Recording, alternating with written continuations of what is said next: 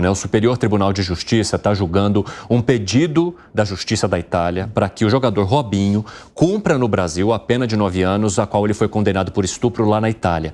O relator do caso, o ministro Francisco Falcão, votou pelo cumprimento da pena no Brasil.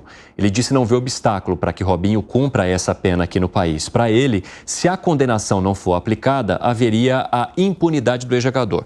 A gente viu agora há pouco também o ministro Raul Araújo fazendo o voto dele e abrindo divergência neste caso. Para o ministro Raul Araújo, ele diz que esse mecanismo ele não poderia ser utilizado contra brasileiros natos.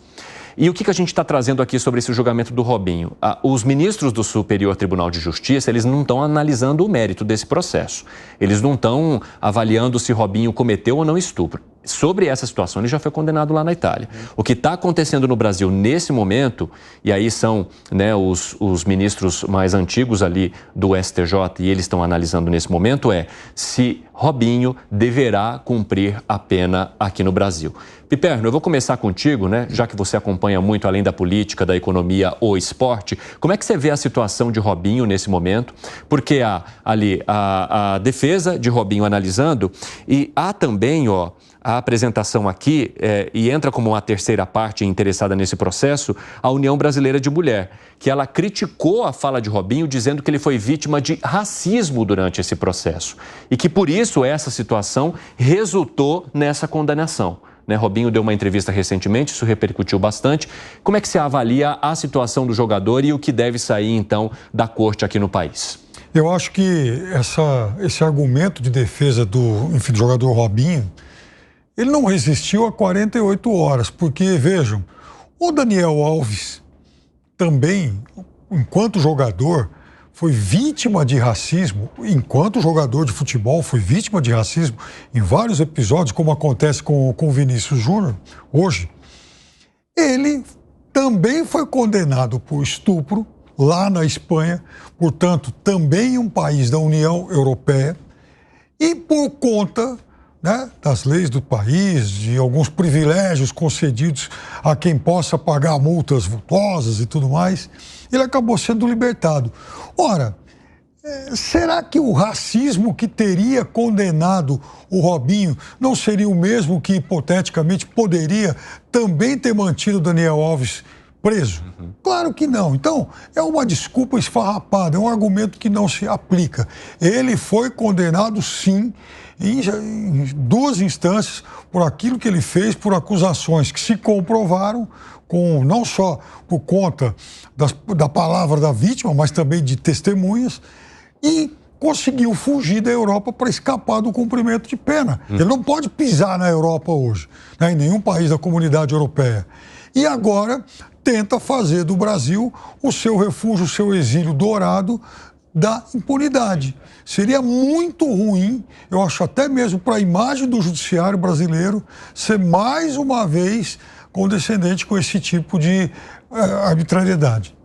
Nesse momento, né, o ministro Humberto Martins, ali do STJ, está dando o seu voto. Já já a gente vai trazer o resultado parcial, né? Por enquanto está 1-1. Relator dizendo que sim, que entende que ele deveria cumprir.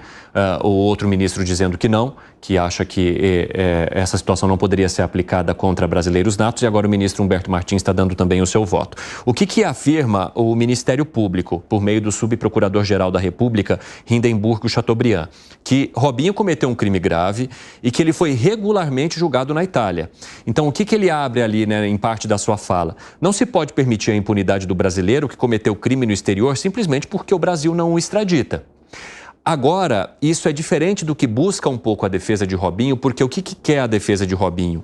Que ele deveria ser julgado no Brasil.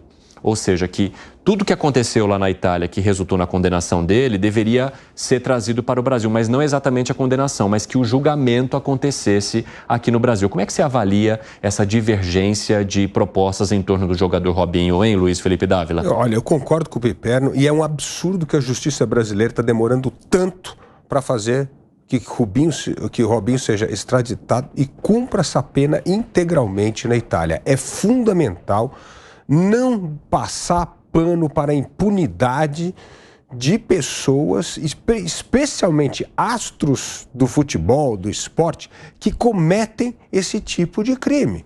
tem que cumprir a pena, tem que extraditá-lo e não pode ter nenhuma opção de revisionismo de pena ou qualquer outra coisa, porque aí sim nós vamos ganhar o título do país da impunidade.